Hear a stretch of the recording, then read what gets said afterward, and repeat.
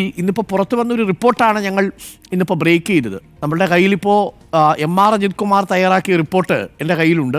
അത് TV പ്രസാദ് ഇന്നിപ്പോൾ പുറത്തു വിടുകയും ചെയ്തു. അതിൻ്റെ സമ്പൂർണ്ണമായിട്ടുള്ള രൂപം ഒരുപക്ഷെ അങ്ങും കണ്ടിട്ടുണ്ടാവാം. അതിൽ തൽപര കക്ഷികളെന്ന് മാത്രമേ സൂചിപ്പിക്കുന്നുള്ളൂ. ആർക്കാണ് ലാഭം കിട്ടിയതെന്നതിൽ സൂചിപ്പിക്കുന്നില്ല, ആരൊക്കെയാണ് അതിൽ നേട്ടമുണ്ടാക്കിയതെന്ന് സൂചിപ്പിക്കുന്നില്ല. പക്ഷേ തിരുവമ്പാടി ദേവസ്വത്തിൻ്റെ പേര് പറഞ്ഞുകൊണ്ടുള്ളൊരു റിപ്പോർട്ടാണ് ഇപ്പോൾ പുറത്തു വന്നിരിക്കുന്നത്. നേരത്തെ VS സുനിൽകുമാർ ഈ റിപ്പോർട്ട് പുറത്തു വരാനിടയായ സാഹചര്യം പരിശോധിക്കണമെന്ന് പറഞ്ഞു. മിനിസ്റ്റർ, ആ റിപ്പോർട്ടിനെ കുറിച്ചുള്ള സമ്പൂർണ്ണ രൂപം ഇപ്പോൾ പുറത്തു വരുമ്പോൾ മിനിസ്റ്റർ എന്താ കരുതുന്നത്? ഇത് ഈ സാഹചര്യത്തിൽ പുറത്തു വരുന്നത്, നേരത്തെ നമ്മൾ വിവരാവകാശ പ്രകാരം കൊടുത്തിട്ട് കിട്ടാഞ്ഞത്, ഇപ്പോൾ അതിൻ്റെ സമ്പൂർണ്ണ രൂപം പുറത്തു വരികയാണ്. തിരുവമ്പാടി ദേവസ്വത്തെ പൂർണ്ണമായും കുറ്റപ്പെടുത്തിക്കൊള്ളുന്ന റിപ്പോർട്ടാണ് എത്തിയിരിക്കുന്നത്. അതിൽ ചില ആളുകളുടെ പേരുകൾ എടുത്തു തന്നെ പറയുന്നു മിനിസ്റ്റർ കെ രാജൻ.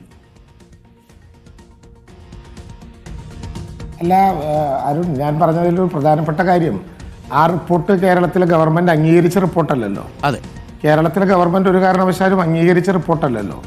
ആ റിപ്പോർട്ട് പൂർണ്ണമല്ല എന്ന് ബോധ്യമുള്ളത് കൊണ്ടാണല്ലോ മുഖ്യമന്ത്രി ഒരു ത്രിതല അന്വേഷണത്തിന് ഉത്തരവിട്ടത്.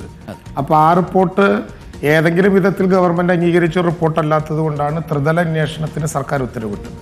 സാധാരണ നിലയിൽ സർക്കാർ ഇക്കാര്യത്തിലുള്ള പ്രത്യേകിച്ച് തൃശ്ശൂർക്കാർ എന്ന നിലയിലുള്ള നമ്മുടെ വികാരം മറ്റൊരു കാര്യം, ഇതുമായി ബന്ധപ്പെട്ട എല്ലാ വിവരങ്ങളും പഴുതടച്ച് നമുക്ക് ലഭ്യമാകണം എന്നുള്ളത് കൊണ്ടാണ്.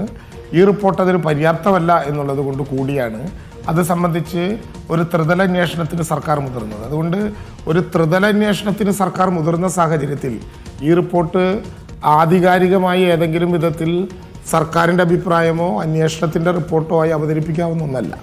തിരുവമ്പാടി ദേവസ്വത്തെയോ പാറമേക്കാവ് ദേവസ്വത്തെയോ ഏകപക്ഷീയമായി കുറ്റപ്പെടുത്തുന്ന ആ ഒരു സ്ഥിതിവിശേഷം പൊതുവിൽ ഉണ്ടാകുന്നതല്ല. പക്ഷെ ഇത് പ്രശ്നം അതല്ല.